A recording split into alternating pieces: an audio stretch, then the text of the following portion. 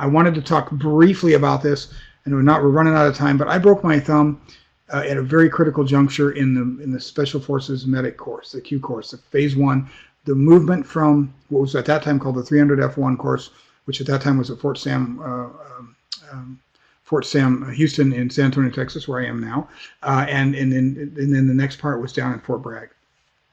It's called Med Lab, sometimes affectionately or not so affectionately called Goat Lab. But you're not allowed to use the word goat there. But basically, know that the blood is real and it's very high stress and very sleep deprived, high stress learning environment for about 4 months. And I got there and I went on this mountain bike ride. I had a few days off. Went on a mountain bike ride and I ended up breaking my thumb.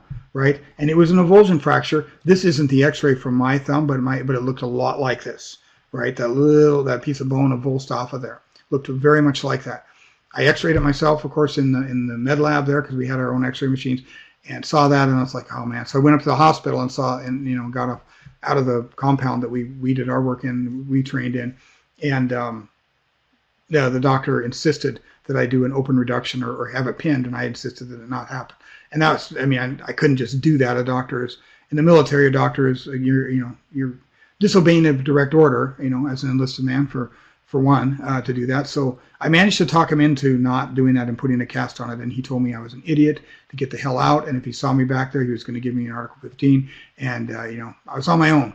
And that I was never going to pass the Q course, never going to pass the Goat Lab. There's no way you could get past it with a broken thumb and casting that it needed. I needed to take a medical recycle. I was not willing to do that. For personal family reasons, my own, I was not willing to take a recycle. I was making it through there in one shot, or I wasn't making through it at all. That was my attitude back then.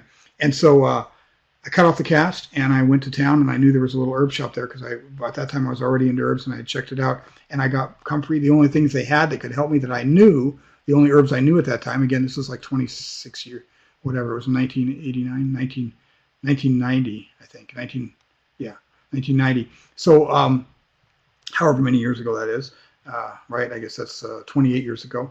So I got comfrey and horsetail, and I made these and took them back to the barracks, and I made all of these little, like a pound of each, and I hid them under my locker. I was scared to death they were going to think I was hiding pot, right? I was terrified that could be the case, and you only get about 4 hours of sleep a night there during that period, during that section. And except for maybe Sundays, you get a little extra sleep during the afternoons and stuff. You can take a break. But I had made up all these baggies, Ziploc bags. I got these Ziploc bags and took a bunch of 4x4 gauze, and I made these poultices out of these two herbs, right? And I had several of them in my pocket at any given time during the day, and just keep them in my cargo pocket. And I would go into the bathroom, and I had ace wraps that I would bandage. And this kind of material was, everywhere. We had all kinds of first aid material during that course, of course. And so I would pull the old one off, put the new one on, and get it wet into the faucet, and then put it on there. You talk about primitive, water isn't exactly distilled water, clean. It's chlorine and all that other stuff in it. I get it wet and then put it on there and just and wrap it and just let it soak in. Anyway, I made it through the course. I made it through the course in one try. I didn't get it recycled. Out of 83 of us that started in Fort Sam, 13 of us graduated without any recycles. So out of 83, 13. Right, without any recycles or whatever, and this, I had a few weeks to let it heal before the trauma section started. And during the trauma section, you had to have grip strength for doing things like cricothyroidotomies and keeping your patient alive, and really real patients, like I said, and keeping them actually alive. And I did, right.